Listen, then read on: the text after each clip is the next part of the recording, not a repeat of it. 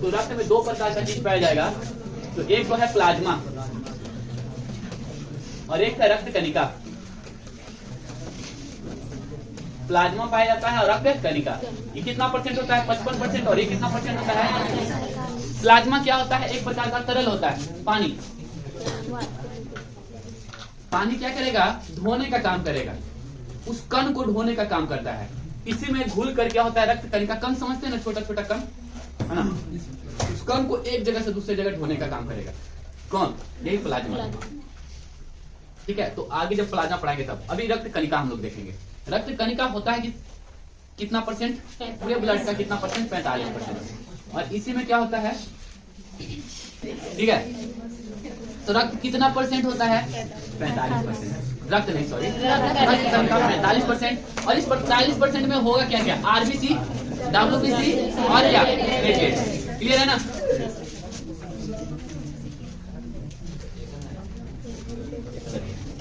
अब हम लोग पढ़ते हैं रुधिराणु।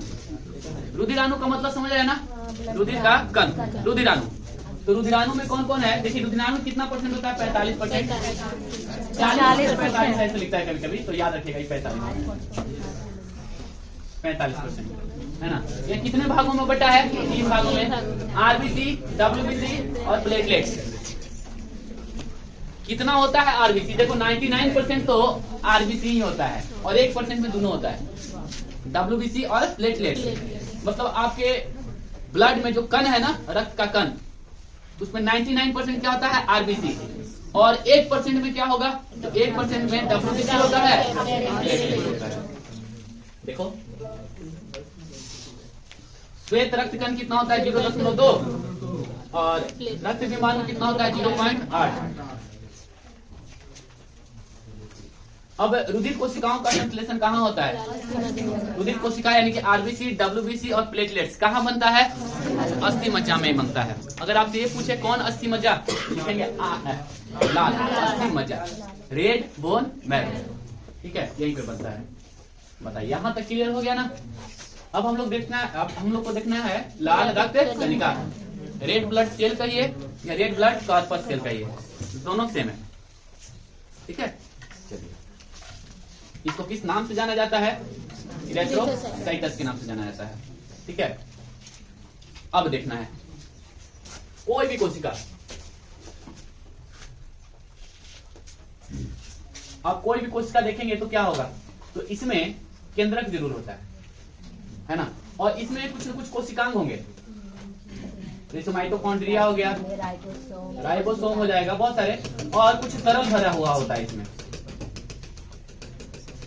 ये कोशिका द्रव कहते हैं, है ना? तो अगर आरबीसी का फोटो बनाएंगे तो ये हुआ आपका कण, कोशिका, और इसमें क्या है? ये केंद्रक है, ये इसका केंद्रक हुआ। इस केंद्रक में क्या होता है? आप लोग जानते हैं कि डीएनए, इस तरीके से डीएनए होता है। खैर, कोशिका अभी नहीं पढ़ाए हैं, कोशिका पढ़ाएंगे तो डिटेल में बताएंगे। बताइए, यहां तक समझ में आया? तो ये हुआ आपका आरबीसी। लेकिन यहाँ पे ध्यान रखना, आरबीसी में केंद्रक नहीं पाया जाता है, आरबीसी में कोशिकांग नहीं पाया जाता है। तो कोशिका अगर देखें, कोशिका अगर कहें किसको, तो किसी भी कोशिका में केंद्रक होता है, कोशिका द्रव होता है और कोशिका झिल्ली होती है, कोशिकांग होती है। लेकिन आरबीसी में केंद्रक नहीं पाया जाता, और ना ही पाया जाता है कोशिकांग। ये कोशिका का अंग, मतलब कोशिकांग छोटे छोटे जो है ना चीज पाए जाते हैं, वो भी नहीं पाया जाता है आरबीसी में, है ना? ऐसा इसलिए होता है, ध्यान रखिएगा, इसमें हेमोग्लोबिन पाया जाता है, आप लोग को पता होगा, है ना? एक विशेष प्रकार का प्रोटीन होता है। चलिए आगे चलकर हम इसको देखेंगे। अभी फिलहाल आप ये देख लेना कि हेमोग्लोबिन में केंद्रक नहीं पाया जाता है। क्लियर है ना? लाल रक्त कण,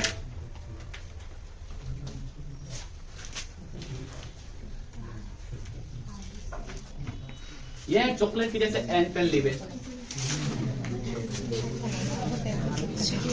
तो यही है आपका आरबीसी। और ये जो व्हाइट रंग के जो दिख रहा है इस तरह का बड़ा वाला, ये है आपका डब्ल्यूबीसी। ठीक है, और ये जो आपको दिख रहा है इसी को कहते हैं हम लोग प्लेटलेट्स। प्लाज्मा है जो पीला रंग का है ना? पीला, ये पानी के जैसा है ना पीला, ये क्या हो गया?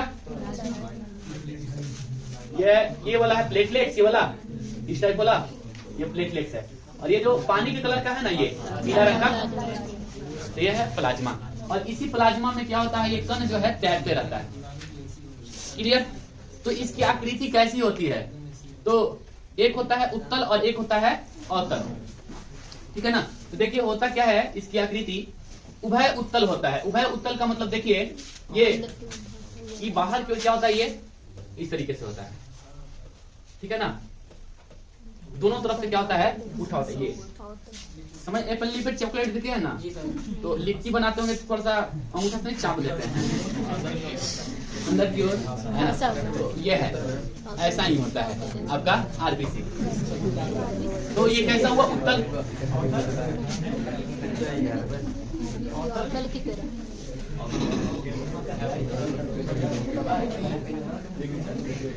तो स्तनधारी में आरबीसी कैसा होता है, उभय उत्तल। उभय का मतलब होता है दोनों तरफ से उत्तल, साइड से भी और बीच से भी। आप देखेंगे ऐसे बाहर क्यों निकलेगा, तो उभय उत्तल। और कैसा होता है, वृत्ताकार। और कैसा होता है, केंद्रक रहित। केंद्रक रहित का मतलब होता है इसमें केंद्रक नहीं पाए जाते हैं।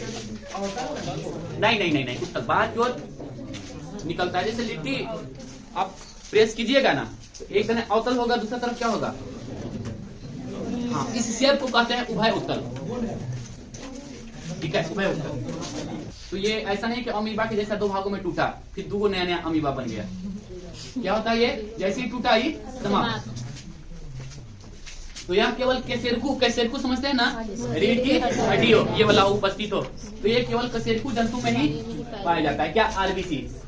देखिए ऊंट और लामा दो ऐसे जीव होते हैं जिसके आरबीसी में केंद्रक पाए जाते हैं। तो यह अपवाद है, तो अपवाद आप याद रखिएगा। दो प्राकृतिक में से जीव हैं, ऊंट और लामा। इनके लामा है ना,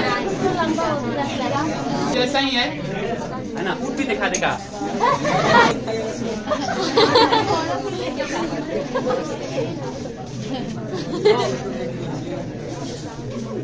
यह केवल कशेरुकी प्राणी में ही पाया जाता है। इसमें कोई कोशिकांग नहीं होता है। कौन कौन, जैसे केंद्रक होगा, नहीं होगा। माइटोकॉन्ड्रिया होगा, नहीं होगा। अंतः प्रदावी जालिका होगा, नहीं। ये सब क्या होता है, थोड़ा सा वेट करो, कोशिका जब पढ़ाएंगे तब। नहीं पाया जाता है। यह अनुकूल किस कारण से होता है, ज्यादा से ज्यादा क्या इसमें समा सके, हीमोग्लोबिन समा सके। क्योंकि ज्यादा से ज्यादा मात्रा में आरबीसी का काम इतना ही होता है कि ऑक्सीजन का परिवहन करना, है ना, ऑक्सीजन का परिवहन करना। और ऑक्सीजन को कहां पहुंचा देना, ऑक्सीजन को सेल तक पहुंचा देना, यानी कोशिका तक पहुंचा देना।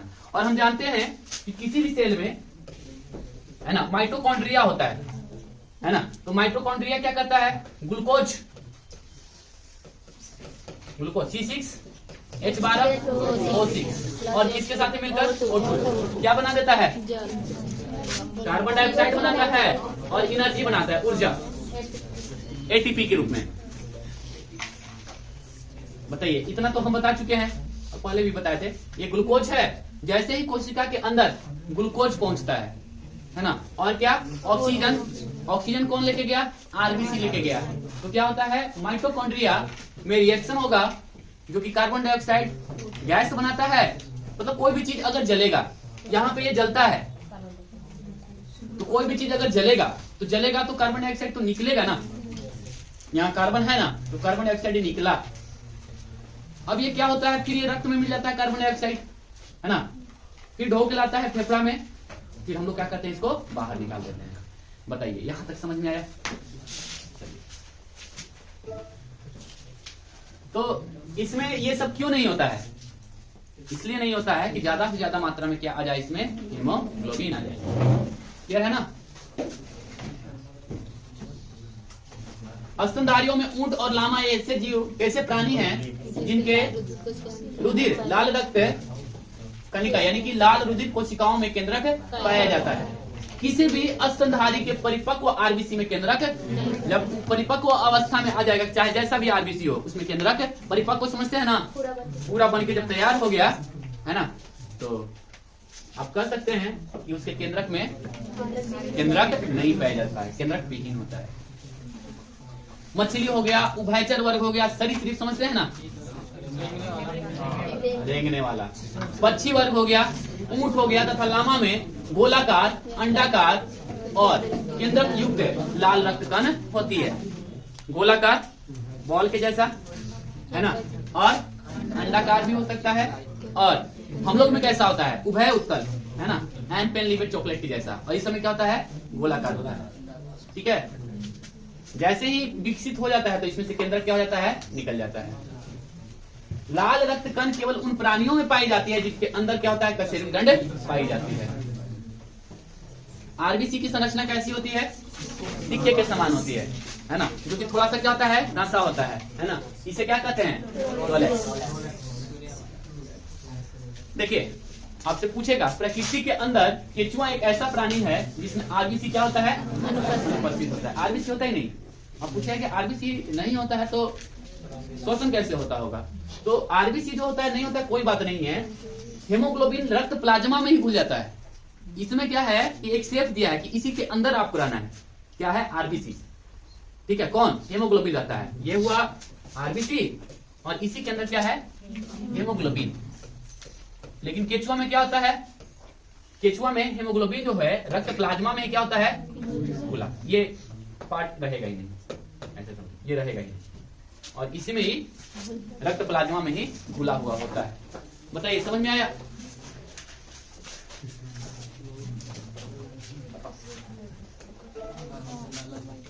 अब देखना हेमोग्लोबिन की संख्या किसके ऊपर डिपेंड करेगा, आरबीसी। अगर आरबीसी की संख्या ज्यादा तो हेमोग्लोबिन ज्यादा, आरबीसी की संख्या कम, हेमोग्लोबिन की संख्या कम, यानी खून की कमी हो गया। हम खून की कमी को हेमोग्लोबिन की कमी भी कहेंगे। अच्छा ये बताइए, आरबीसी 99% है, डब्ल्यूबीसी की अगर कमी होती है तो खून की कमी कहेंगे क्या, तो कितना परसेंट है, दोनों मिला के 1% है। तो आरबीसी की कमी को ही क्या कहते हैं हम लोग, खून की कमी, या फिर कह सकते हैं कि हीमोग्लोबिन की कमी बराबर खून की कमी। बताइए समझ में आ गया। तो आप देख लीजिए हेमोग्लोबिन की संख्या आरबीसी की संख्या पर निर्भर करती है, अर्थात आरबीसी अधिक तो हेमोग्लोबिन अधिक, आरबीसी कम तो हेमोग्लोबिन कम होता है। अब अगला सवाल यह है कि बताइए आरबीसी की संख्या हम लोग देख लेते हैं जरा। मानव शरीर में प्रति सेकेंड 2.4 मिलियन नया आरबीसी बनता है। तो आपसे पूछेगा, तीनों की संख्या पूछता है, आरबीसी, डब्ल्यूबीसी और प्लेटलेट्स। तो ध्यान रखिएगा, आरबीसी पुरुषों में कितना पाया जाएगा और महिलाओं में कितना पाया जाएगा। ठीक है, डब्ल्यूबीसी पुरुषों में कितना और महिलाओं में कितना, और तीसरा प्लेटलेट्स पुरुषों में कितना और महिलाओं में कितना। तो संख्या याद रखना। ठीक है, अच्छा एक चीज हमेशा ध्यान रखना, 1 मिलियन बराबर कितना, 1 मिलियन बराबर 10 लाख होता है ना। तो मनुष्य में हेमोग्लोबिन की संख्या क्या होती है, ज्यादा, यानी आरबीसी की संख्या क्या होगी, ज्यादा। मनुष्य में आरबीसी की संख्या कितनी होती है, तो करीब 55 से यानी 50 लाख के आसपास में है ना, 50 लाख प्रति घन एमएम। बोलिए कोई दिक्कत नहीं ना। इसको मिलीलीटर भी कहते हैं, घन एमएम को क्या कहेंगे, मिलीलीटर। तो 1 मिलीलीटर अगर आप लेते हैं, 1000 ml बराबर कितना होता है, 1 लीटर होता है ना। तो 1 ml निकाल लीजिए, उसका 1000 भाग कीजिए, उसमें कितना होता है, तो उसमें लगभग कितना होता है, 50 लाख होता है। कितना से कितना अगर देखा जाए तो 55 से 65 है ना लाख होता है। इसको मिलियन में कन्वर्ट करके अगर पूछता है तो 5.5 मिलियन से लेके 6.5 मिलियन। स्त्रियों में कितना होता है, कम होता है, 10 लाख कम होता है, 10 लाख स्त्रियों में कम। हाँ जी, ऐसा इसलिए होता है कि स्त्रियों में मासिक धर्म आता है, जिस कारण से बहुत ज्यादा मात्रा में क्या होता है, ब्लड शरीर से बाहर निकल जाता है, और यही कारण है कि स्त्रियों में इसकी संख्या कम हो जाती है। बोलिए समझ में आ गया यहां तक।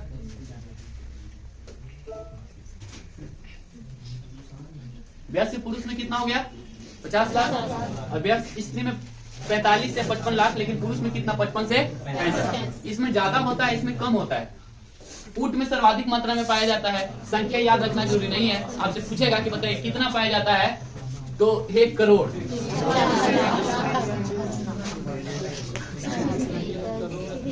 कितना में, 1 ml में। कुत्ते और मेंढक में सबसे कम कितना, 4। पुरुष में कितना, तो लिखेंगे 55, महिला में कितना, तो लिखेंगे 55। ये लाख में हम बता रहे हैं, इसको आप मिलियन में कन्वर्ट कर लेना। है ना, 5.5 4.5 हो जाएगा ना। और प्रकृति में सबसे अधिक किस में पाया जाता है? में 1 करोड़ 40 लाख। और मेढक और कुत्ता में कितना? मात्र 4 लाख। 1 ml में 4 लाख। अब आप ये बताइए कि 1 ml में 4 लाख है और एक में है 1 करोड़। एक में एक हम मनुष्य का बना लेते हैं, 1 ml ब्लड लेते हैं, एक कुत्ता का ले लेते हैं और एक ऊंट का ले लेते हैं। अब बताइए 1 ml तीनों एक ही ml है, तो ऊंट में क्या है? ऊंट में है 1 करोड़ 40 लाख। मनुष्य में कितना है? लगभग 45 लाख। और इसमें कितना? तो 4 लाख। अब ये बताइए किसमें आकार बड़ा होगा और किसमें आकार मीडियम होगा, किसमें आकार छोटा होगा? अगर आप 1 ml में ऊंट का आकार भी अगर बराबर बराबर यानी आरबीसी का आकार अगर बराबर बराबर लेंगे तो इसमें अटेगा क्या? अटेगा, लेकिन रक्त ज्यादा गढ़ा टाइप के हो जाएगा नहीं। तो इसका मतलब ये है कि इसमें आरबीसी कैसा होगा? छोटा छोटा होगा। इसमें क्या होगा? बड़ा बड़ा होगा। साइज में क्या होगा? यानी कि मेढक में आरबीसी क्या होता है? बड़ा होता है। कुत्ता में आरबीसी क्या होता है? बड़ा होता है।